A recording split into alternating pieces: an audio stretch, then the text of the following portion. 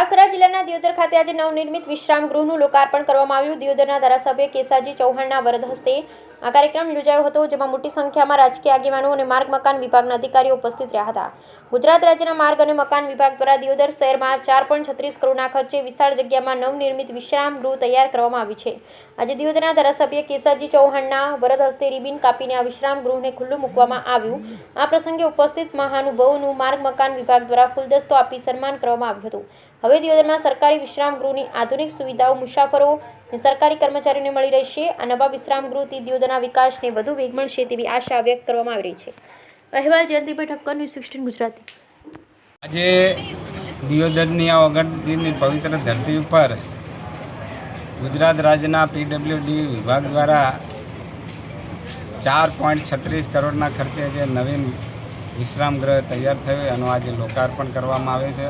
આ પ્રસંગે હું આ વિસ્તારની જનતાને સૌને મારા તરફથી ખૂબ શુભેચ્છાઓ પાઠવું છું। અને આ વિશ્રામ ગૃહ એ આ વિસ્તારમાં વિકાસને ઓર ગતિ આપશે। અહીં બેસી અને વિવિધ પ્રજાના પ્રશ્નોનું નિરાકરણ થશે। એની સાથે સાથે વિવિધ આયોજનો પણ આ જગ્યાએથી બેસીને થશે। એટલે આ વિશ્રામ ગૃહ એ દિયોદર વિસ્તારની અંદર વિકાસને ખૂબ ગતિ આપશે એવી મને સંપૂર્ણ વિશ્વાસ છે।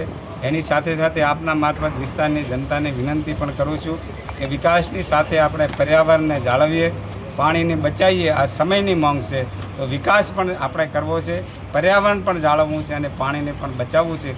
આ જ આ વિસ્તારના કલ્યાણ માટેનો માર્ગ છે।